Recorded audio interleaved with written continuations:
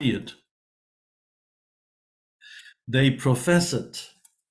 All the main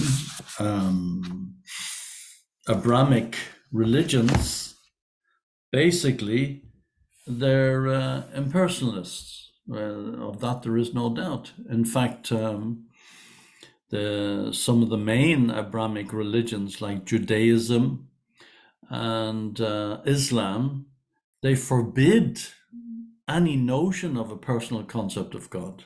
It's completely forbidden. In fact, if one even contemplates a notion of a personal concept of God with form, you can be stoned to death in some countries. And even those predominant religions, particularly Christianity, where some personal concept of God is allowed, it's very vague. It's like, yato mat tato pat, whatever you imagine, that's it. That's why so many people can claim, yes, this one is God and that one is God. And I saw an article put out by Keshava, who was recently in Kenya and moved to Ghana with his wife, Keshava Priya. He put on an article. There's one pastor in Ghana where they moved to, and he's so elevated that he has to be carried everywhere on the palanquin. He's not allowed to touch the sinful earth. So I have no idea what he eats, because all food comes out of the earth, but I guess it's like insane. It's absolutely insane. It all boils down to this impersonalist concept. So there's no personal concept of God, even though it's written quite clearly. When I used to live in Mombasa, a long time ago, I was temple president in Mombasa, and I mixed a lot with Muslims. They were very, very supportive of the temple. And a lot of the Muslim businessmen, they gave very nice donations for Food for Life when I was there. In fact, a lot of Muslim businessmen gave donations for us to build the Nairobi temple. So it's not like there's no religiosity or no spirituality. Of course there is.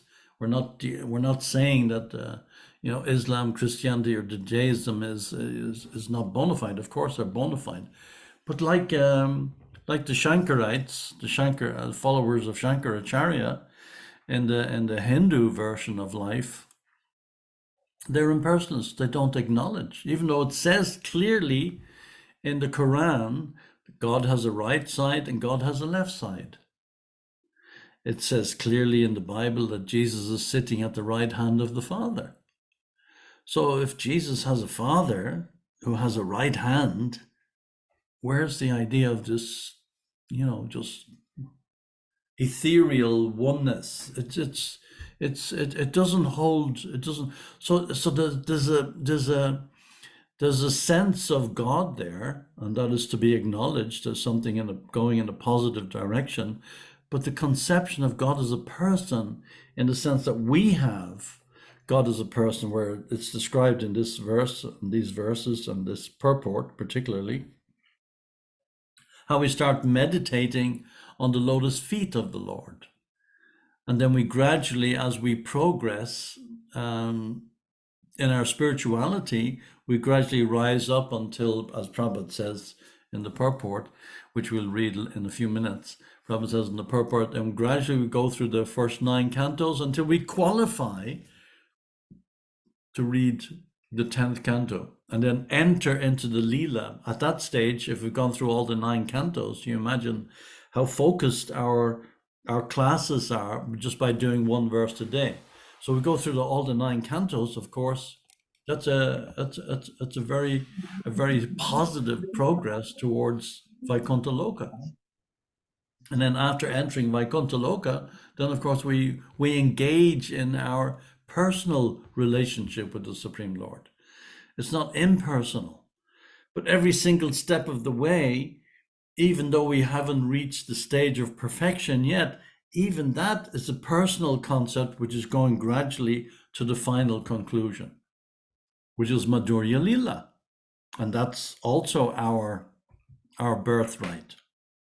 But we have to qualify for that. We have to qualify to enter the kingdom of God. The problem is everybody wants the kingdom of God without God. That's the problem. Everybody wants the Lakshmi without the Narayan.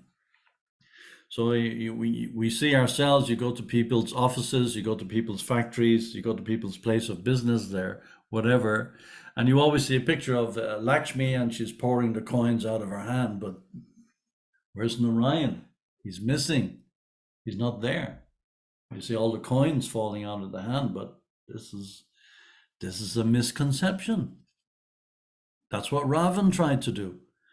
He tried to capture Sita, but without Narayan, without Ram. It doesn't work.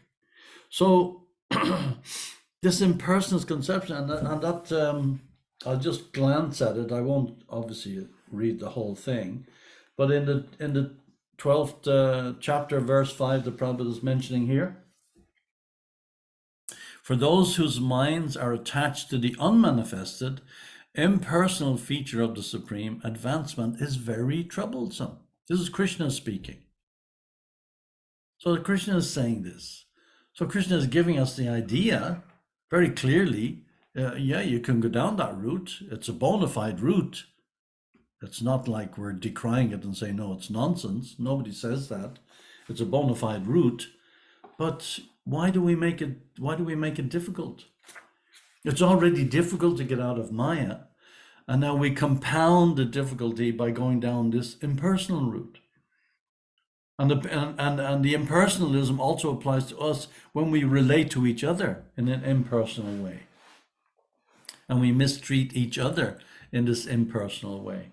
Then we're not recognizing the spirituality of that person. We're not recognizing the fact that this person we are mistreating or thinking badly about, or whatever the case may be, is also a part and parcel of Krishna, is also a spirit soul, also submerged in the material sphere and trying to get out of the cycle of samsara, particularly if we relate in a negative way towards devotees. This is the last thing we should do. So we should be cognizant, we should be very much aware of this fact when we're dealing with each other. I mean, the animals are part and parcel of the Supreme Lord. The insects, the bees, the birds, the snakes, the trees, the plants, they're all part of the Lord. So everything is personal. Every single living entity, even in the body of a tree, has a personal relationship with the Lord. You know, we celebrated the Damodarastakam when the twin Arjun trees were released from the thousands of years they spent growing as trees. So they immediately connected with Krishna. They bowed down, and they were devatas. So we have no idea when we chop down a tree what that tree was in its previous life. There was one occasion where in the Dallas Gurukul in the 70s, when Prabhupada opened, the first Gurukul was in Dallas, Texas. And they were put a small extension onto the building that the devotees had acquired to accommodate the students who were increasing in number gradually. More devotees were sending their children to the Gurukul. And to accommodate the extension on the building, the devotees cut down a tree. So when Prabhupada came, he saw the stump. So Prabhupada said, what happened to the tree? He inquired from Satsrup Maharaj, who was in charge of the Gurukul at the time. And so we said, well, we cut down the tree, it was in the way, we had to extend the building. Prabhupada said, this is nonsense, absolute nonsense. He was really angry. Why you cut down a tree? We plant trees, we don't cut trees down, because the tree is also a spirit soul, and that tree was growing on Krishna's property. So we have to be very careful. That's why we didn't cut down the tree in the Krishna Balaram Mandir when we built the temple, that Tamal tree. We left it. It became a famous tree, known all over the world by any devotee who ever visited the Vrindavan temple. Everything is personal. So the verse is saying here in the Bhagavad Gita, to make progress in that discipline is always difficult for those who are embodied. Krishna is saying. And Prabhupada says in the purport, the group of transcendentalists who follow the path of the inconceivable, unmanifested, impersonal feature of the Supreme Lord are called Jnana Yogis. And persons who are in full Krishna consciousness, engaged in devotional service to the Lord, are called Bhakti Yogis. Now, here the difference between Jnana Yoga and Bhakti Yoga is definitely expressed. The process of Jnana Yoga, although ultimately bringing one to the same goal, that's conceded, it does bring you to the same goal, is very troublesome. Whereas the path of Bhakti Yoga, the process of being in direct service to the Supreme Personality of Godhead, is easier and is natural for the embodied soul. The individual soul is embodied since time immemorial. What does time immemorial mean? It means it's timeless since the beginning, even before the beginning of time, even before the beginning of this universe. I was looking at a video clip one devotee sent me today, and they have this Webb telescope that they sent into outer space. It's gone millions of miles away from the Earth, and it's gone to the edge of the universe, and it's taking these electronic photographs and sending them back to Earth. And now they're discovering there are new galaxies that they're discovering that they didn't even, not only did they not know that they existed, but they're now saying, the scientists are saying, it's impossible for these galaxies to exist. Even though the photographs they're showing, they're saying, no, it's impossible. We have to revise completely our conception of the Big Bang and how the universe came into existence. They're faced with their own evidence that obviously the Big Bang is a joke. It doesn't work. Devotees know it doesn't work. Devotees know it's a joke. But you know, this Big Bang stuff, it's like, it's complete nonsense. Again, it's impersonal. It decries the existence of God. It goes away from the personal concept of God. That's why Prabhupada used to complain all the time when he was in America. Yeah, you have it on your coins, you have it on your notes, in God we trust. But who is God? Who's this God you're speaking of? He would challenge them. Yeah, it's a good idea to, you just mumble this, in God we trust, this slogan. But what does it mean? What's the use of it? What's the point if you don't even know who God is? So you can also say the same thing about the mainstream religions. If you don't have an idea of who God is, who are you worshiping? What spirituality are you engaged? What process are you engaged in? It's just all speculative. That's why you have, some idiot like that idiot in on the coast of Mombasa earlier on in the year who had all his followers fasting to death. For what? I mean, it's complete nonsense because there's no personal concept. Oh yeah, you merge into this and you merge into that and you merge in. What to speak of the Buddhists and the Jains? Nothing is there. You can't get to grips. We are persons. I have arms, I have legs, I have a head, I have a chest, I have a face, I have a personality. So that means, in this impersonal concept of this so-called absolute truth, that I have something that's more than the Supreme Lord. I have greater attributes than God because I'm a person. I have moods, I have my own ideas, I have my own personality.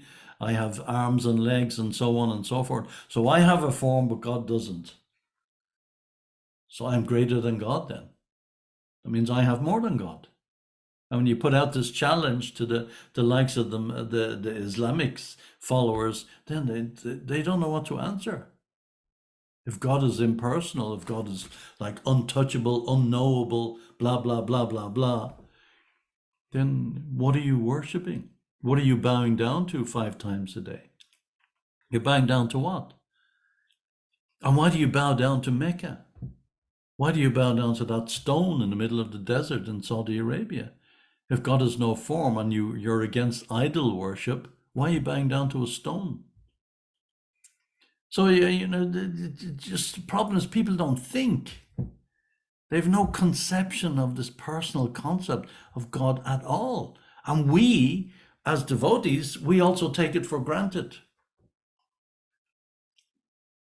And we don't allow ourselves to dive into this ocean of devotion, which is allowing us this personal relationship with the Supreme Lord. We hold ourselves back by mixing it with this yato mat tato pad, all kinds of like a subji.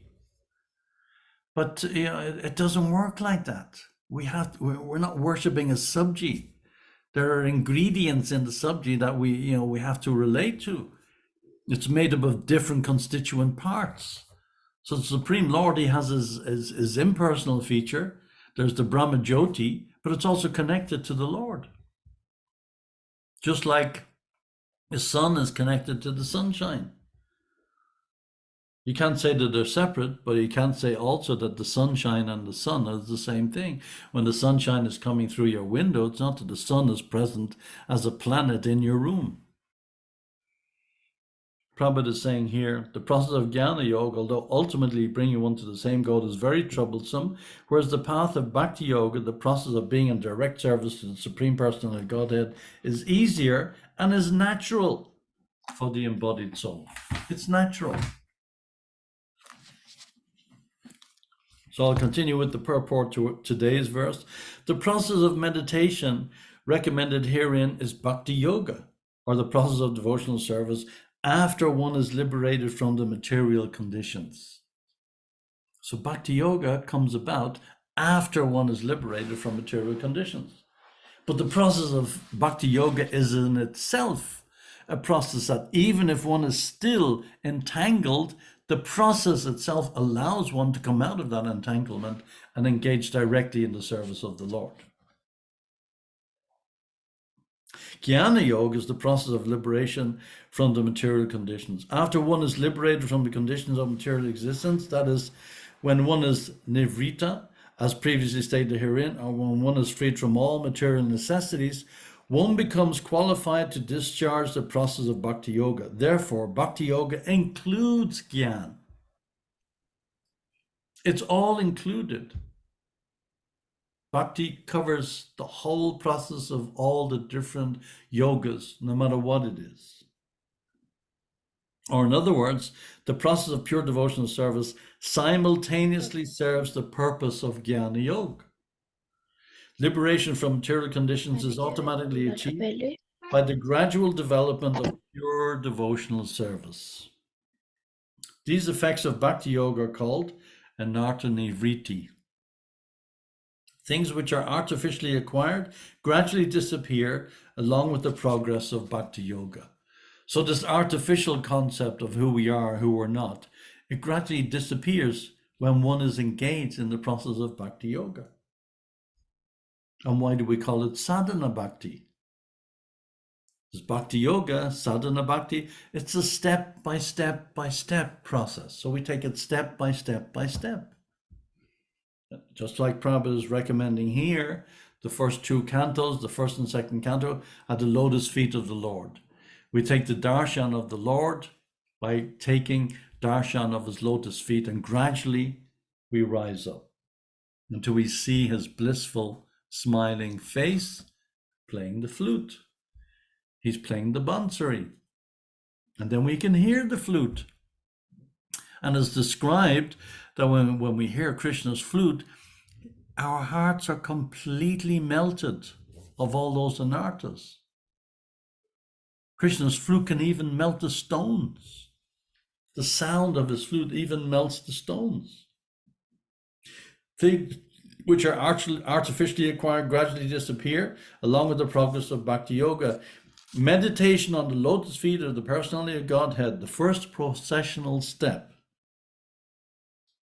must show its effect by anartha nivriti.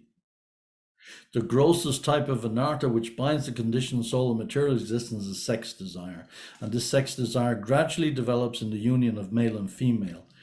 When the male and female are united, the sex desire is further aggravated by the accumulation of what? Buildings, children, friends, relatives, and wealth. And when all these are acquired, the conditioned soul becomes overwhelmed by such entanglements. That's why when Prabhupada arrived in New York and made the foundation of ISKCON in 1966, he was already there 1 year wandering around the streets of New York, practically alone. And so Prabhupada knew New York very well. He was very observant of where he went.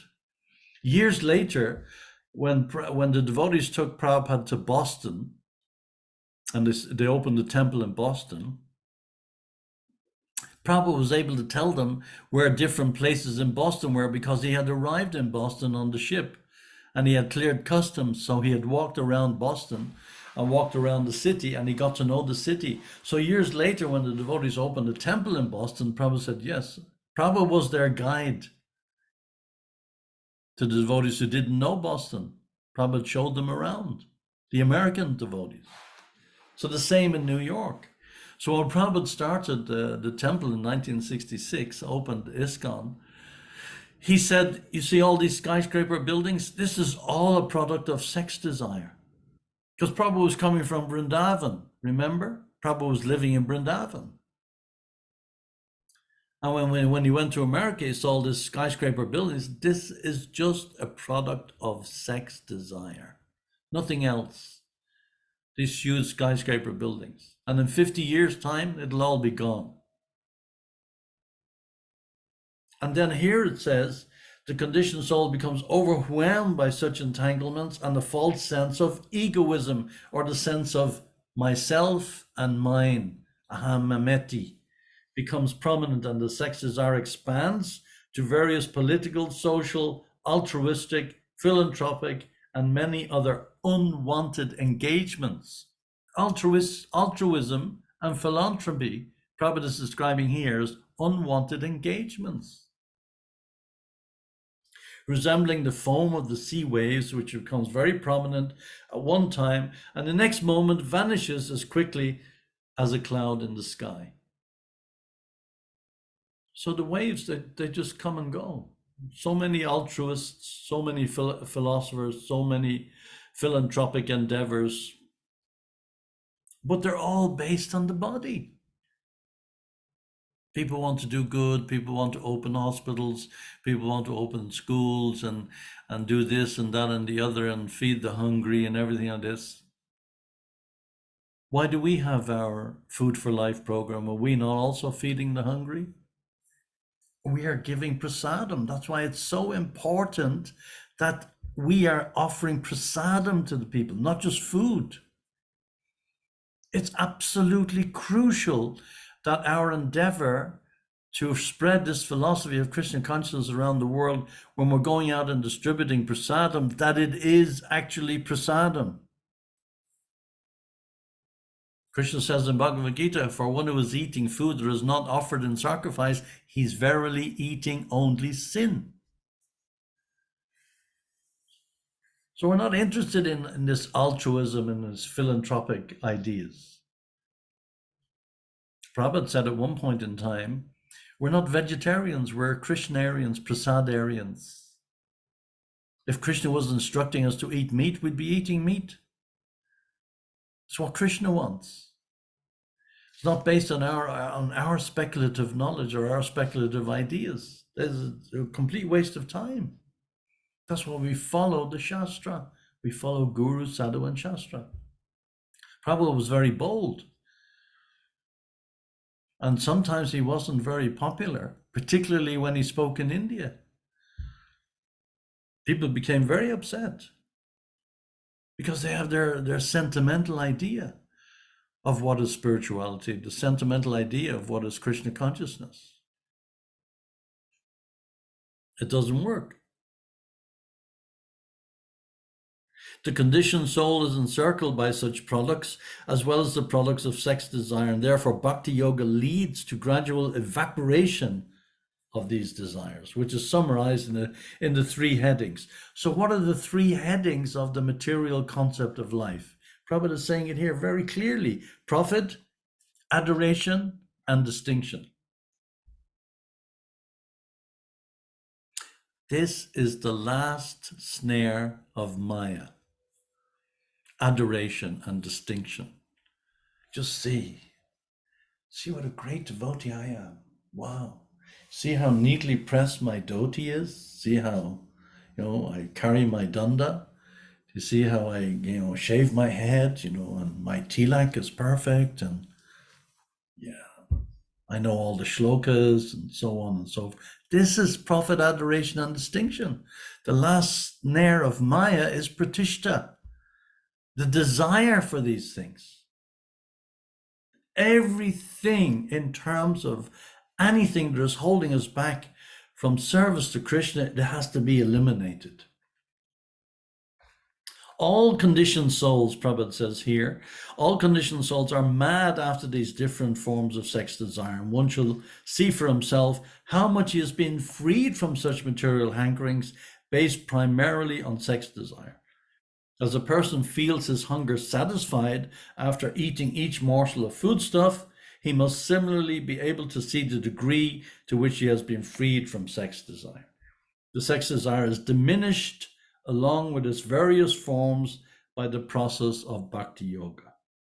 Because bhakti yoga automatically, by the grace of the Lord, effectively results in knowledge and renunciation, even if the devotee is not materially well educated. So you see, it's not dependent on education.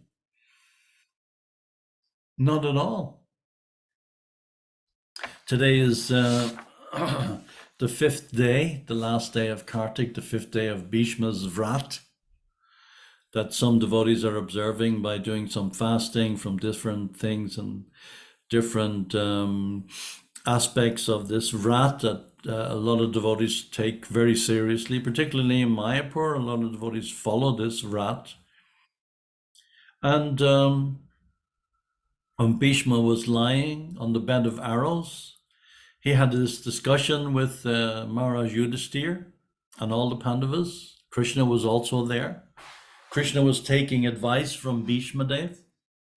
And what did Bhishma Dev? Self-realization is distinguished from the life of the lower animals engaged in eating, sleeping, fearing, and mating. Bhishma Dev advised for all humans, beings, 9 qualifications. These are important.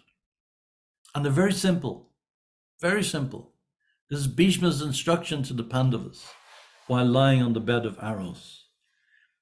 And we've already covered this in the previous canto that we did, because it's from the first canto. I'm just quoting it because it's Bhishma Dev's day.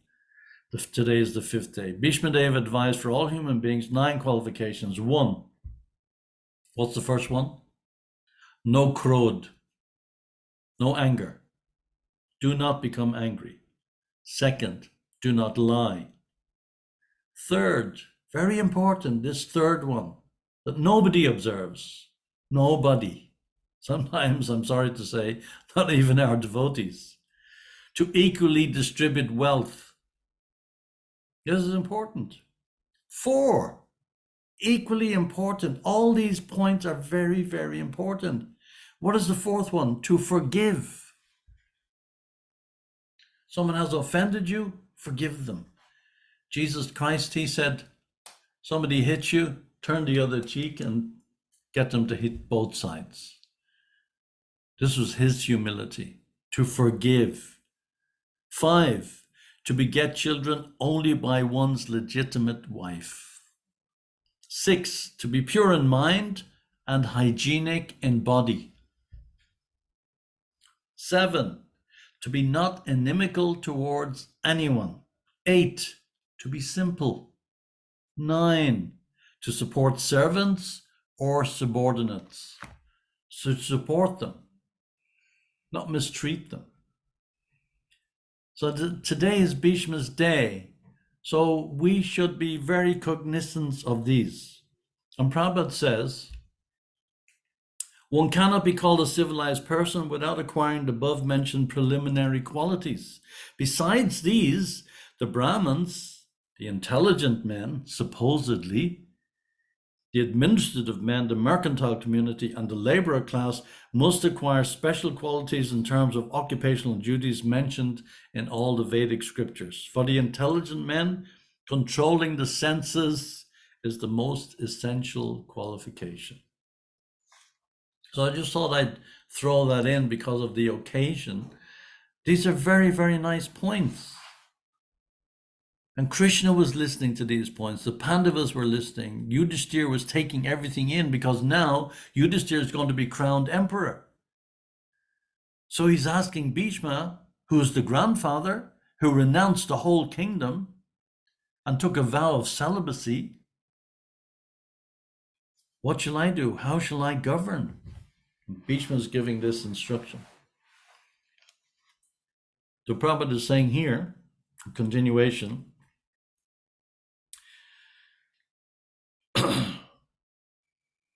knowledge means knowing things as they are. And if by deliberation it is found that there are things which are at all unnecessary, naturally the person who has acquired knowledge leaves aside such unwanted things.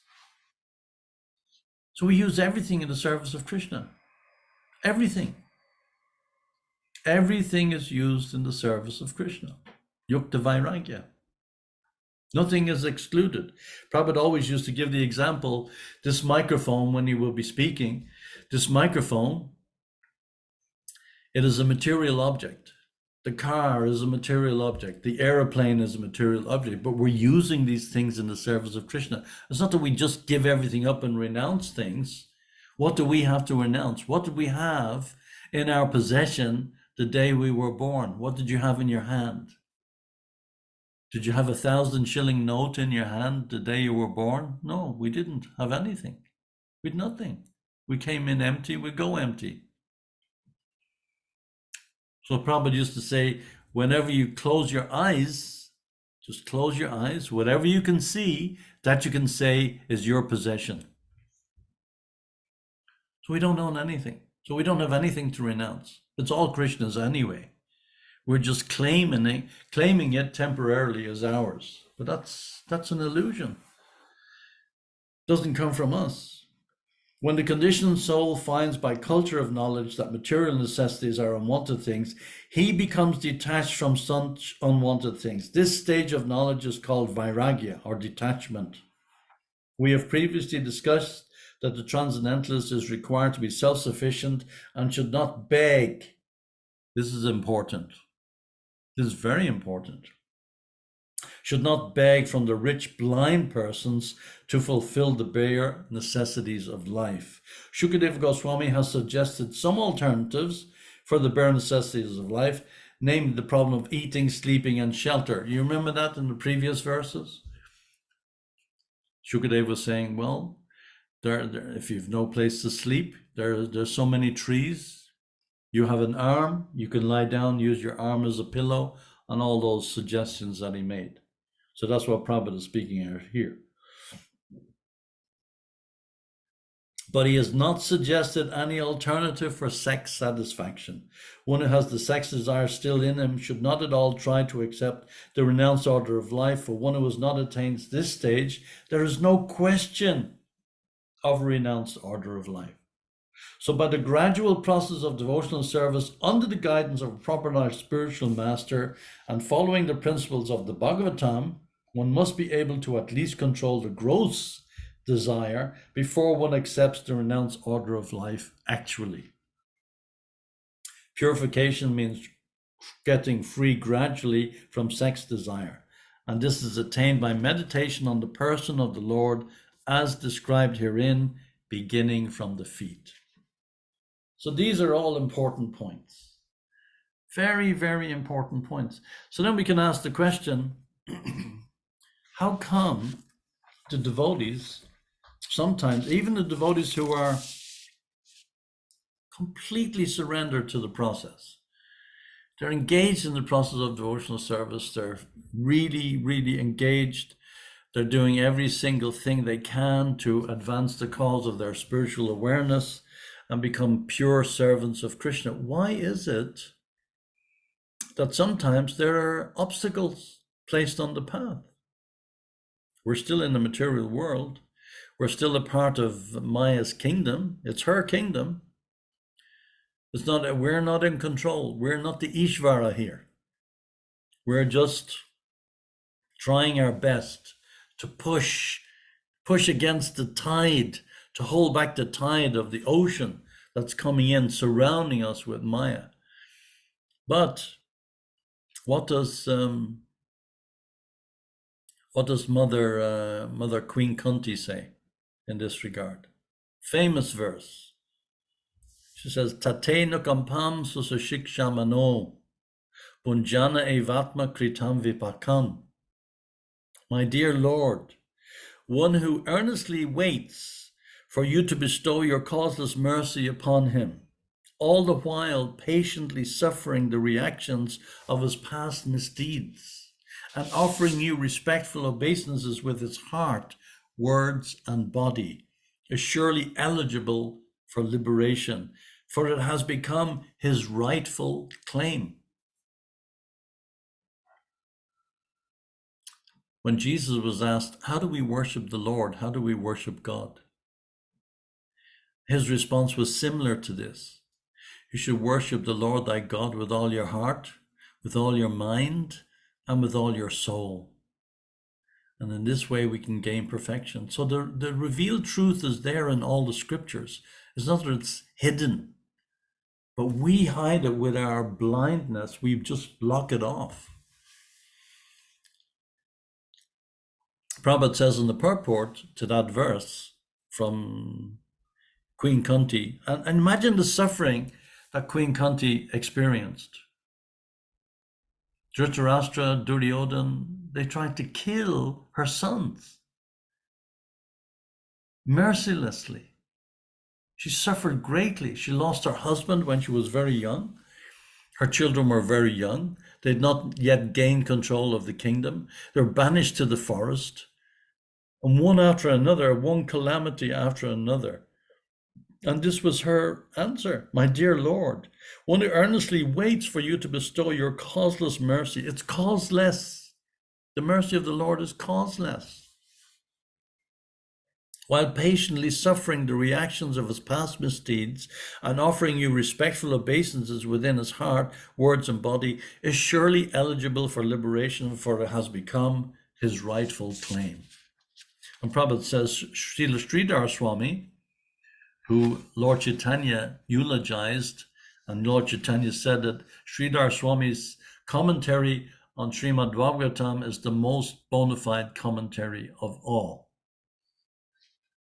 That's why there was a small dispute between Lord Chaitanya Mahaprabhu and Vallabhacharya, because Vallabhacharya said that he had written a better commentary than Sridhar Swami. Lord Chaitanya, he put his hands to his ears. He said, I can't hear this. How can you say such a thing? So Prabhupada is saying here, Srila Sridhar Swami explains in his commentary that just as a legitimate son has to simply remain alive to gain an inheritance from his father, one who simply remains alive in Krishna consciousness, following the regular principles of Bhakti Yoga, automatically becomes eligible to receive the mercy of the personality of Godhead. In other words, he will be promoted to the kingdom of God. That's all we have to do, is stay alive. And Prabhupada gives that example. What does the son have to do to inherit his father's wealth? If he's the son of a rich man, what does he have to do? Simply stay alive. That's all we have to do. Whilst following the process of Bhakti Yoga diligently, just stay alive. Automatically, it has become his rightful claim, Queen Kunti is saying here. So we didn't get to finish the purport. It's quite a long purport, and it's quite containing a lot of information. Prabhupada's purports are our life and soul. There's everything in there. So I'll just read the translation and then maybe leave a few minutes for questions. The Lord's magnanimous pastimes and the glowing glancing of his smiling face are all indications of his extensive benedictions. One must therefore concentrate on this transcendental form of the Lord as long as the mind can be fixed on him by meditation. Are there any questions or comments? Any objections? Any comments? Any ideas? So I know everybody's observing the Bhishma Panchaka. So you're probably all doing a Monavrat. I appreciate that. And but during class, at least at the end of class, it is allowed that people are allowed to ask questions. So if there are any questions or comments, I'd like to hear if anybody has anything to say. Thank you very much, and thank you for your patience. And thank you, Zedric, for tuning everybody in. That was very kind of you. Well done. Haribol. Hare Krishna, Prabhuji. Hare Krishna, everyone. Sure. I don't have a question, but as usual, I appreciate whoever sits on the Vyasasana because I know it's not easy. And I'm really, really grateful for this nice discourse that you have just narrated and reading on Prabhupada purport. I think everybody should at some point unmute and say something. At least appreciation should be there. At least a thank you should be there, right? So Prabhuji, I don't know how long we have. We've got a few minutes. We have a few minutes yet. Okay. Yeah, that's okay. Fine. So I am keeping kind of vrat for Bhishma Panchak. And yes, I love this personality. I think he's a famous personality in the Mahabharata. Yes. And if we have a few minutes, if it's okay with everyone, I can recite the Bhishma Stuti, which is like 6 minutes. Yes, please. That would be very nice. Thank you. Jai. Okay. Hare Krishna. So it's from Srimad Bhagavatam, Canto 1, Chapter 9, verses 32 to 42. And it is Bhishma Stuti. Shri Bhishma Vacha Iti Mati Rupakal Pita Vitrishna Bhagavati Satvata Pungave Vibhumni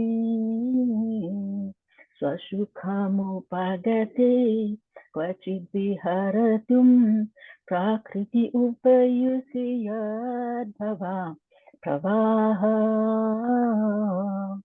Tribhuvana Kamanam Tamalvaranam Ravikaragouravarambaram Tadhane Vapula Kakakula Pritananabhyam Vijaya Sakhira Tirastume Navadya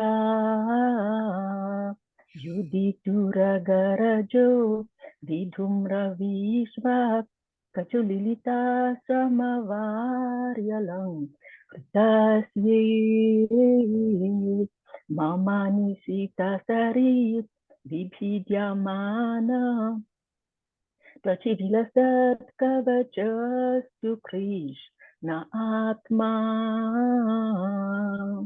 Tapadi Sakevacho Nisamya Madhye Nijaparayor Balayoratham Niveshya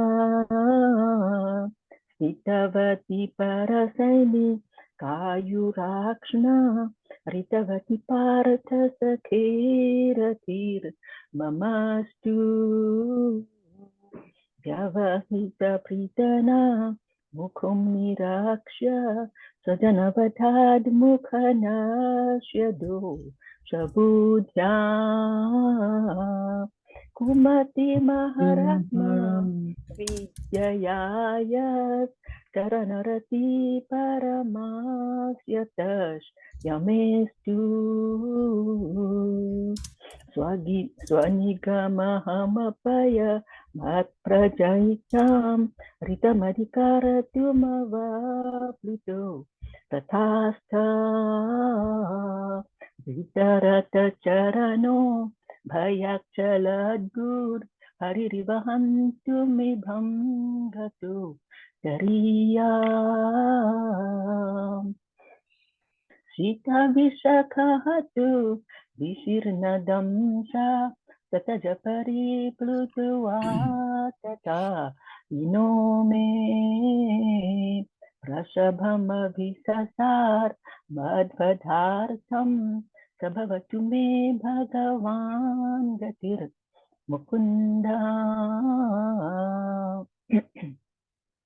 विजयरथ कुटुम्ब आततोत्रे त्रितहयरश्मिनुतक्षिये शनीये भगवतीरतिरस्तु मे मुमूर्षोर्यमिहं निरीक्ष्य हता गता स्वरूपम् ललितगतिविलास फल्गुहास प्रणयनिरीक्षणकल्पिता रुमाना कृतमनुकृतवत्य उन्मदान्ध प्राकृतिमगन् किल यस्य गो भवद्वा मुनिगणनृपवर्य सङ्कुलेन्त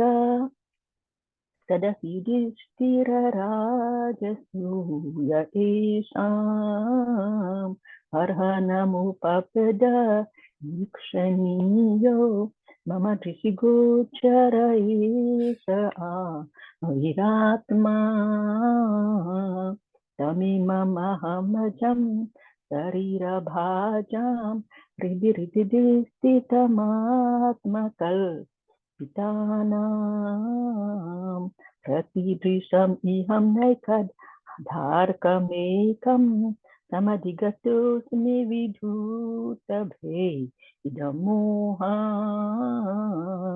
हरे कृष्ण कृष्ण कृष्ण हरे हरे हरे राम राम राम हरे हरे हरे कृष्ण कृष्ण कृष्ण हरे हरे हरे राम राम राम हरे हरे जय प्रभुपदा जय प्रभुपदा जय प्रभुपदा जय Prabhupada Jai Prabhupada, जय प्रभुपदा जय प्रभुपदा Srila जय Prabhu.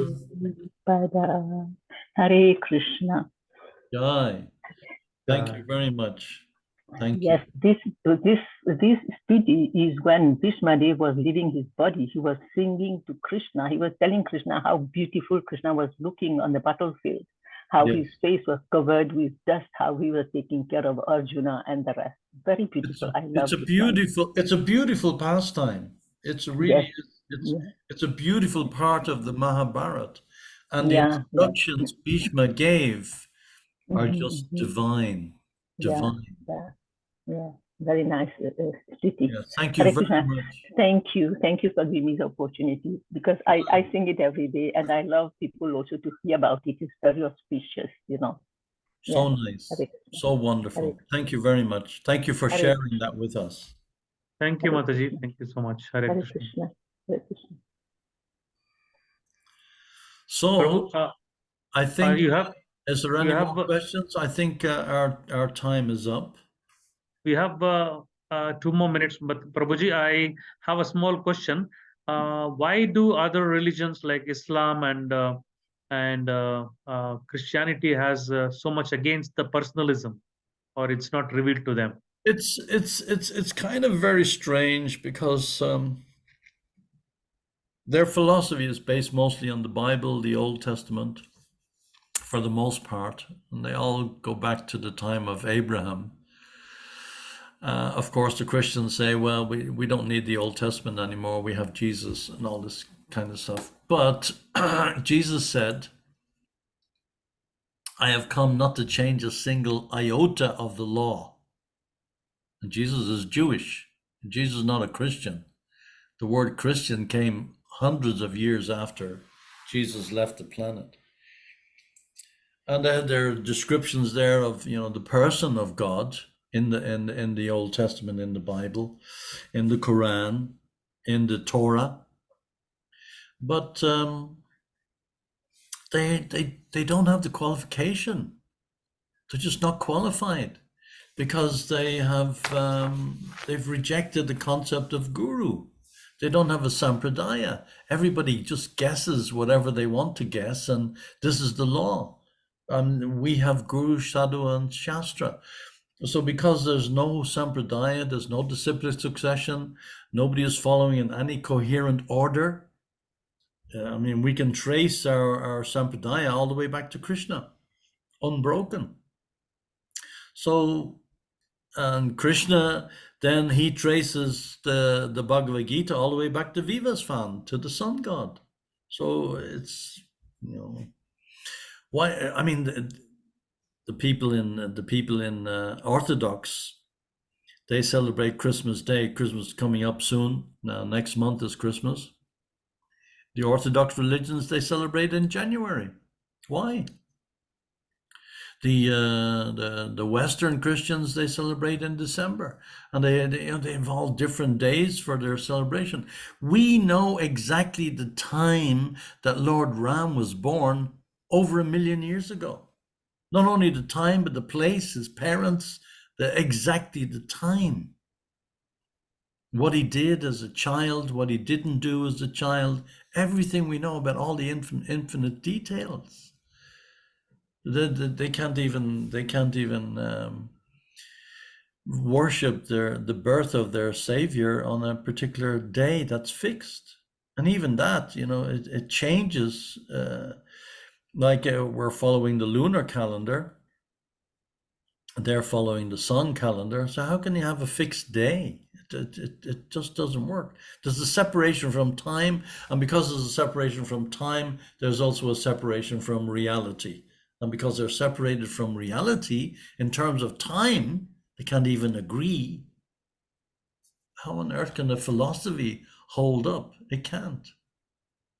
There's the personal concept of God is there, but it's so vague that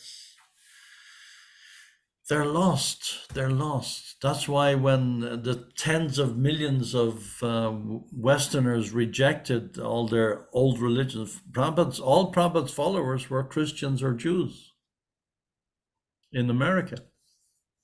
And the priests and the rabbis, they would come to Prabhupada and say, how did you manage to engage them? We failed because I introduced the personal concept of God. That was the difference. And because that personal concept is not there, then people have, and then it's whatever rabbi, whatever imam, or whatever priest gets up and gives a speech, that's the law for that day. And then tomorrow it changes. Ours never changes. It's immortal. Yes. Jai, thank you. Thank you so much, Prabhuji. Can I request Indulekha Mataji to close the session? Are you in a position, Mataji? Hare Krishna. Thank you so much, Prabhuji. We have learned a lot today. Mostly you talk about what Prabhupada was saying and how he managed to get the movement going. Like he didn't like to cut trees, and how he instructed all his disciples in the right path, and presenting with a real God, and all his details is there in his books. So thank you so much, Prabhuji. I will request everyone to please unmute and let's sing Hare Krishna to glorify Vidura Prabhu for this nice class that we have managed to give today. So, Hare Krishna, Hare Krishna, Hare Krishna, Krishna Krishna, Hare Hare, Hare Rama, Rama Rama, Hare Hare. Jai. Grantaraj Bhagavatam ki jai, Jai. Anantagiri Vaishnavinda ki jai, Srila Jai. Prabhupada ki jai. Jai. Panchakalpatarubhyascha Kripascha Kripa Kripa Sindhubhyascha Sindhu Patitanam Pavanebhyo Vaishnavebhyo Namo Namaha. Namaha. Thank you everyone for attending. Hari Hari Thank Bol. you. Hare Krishna. Good night, Hare Krishna. everybody. Good Thank night. you, Thank you Prabhuji. very Hare much. Krishna. Hari Thank Bol. you. Hari Bol. Hari Good Bol. night. Hare Krishna. Hare Krishna.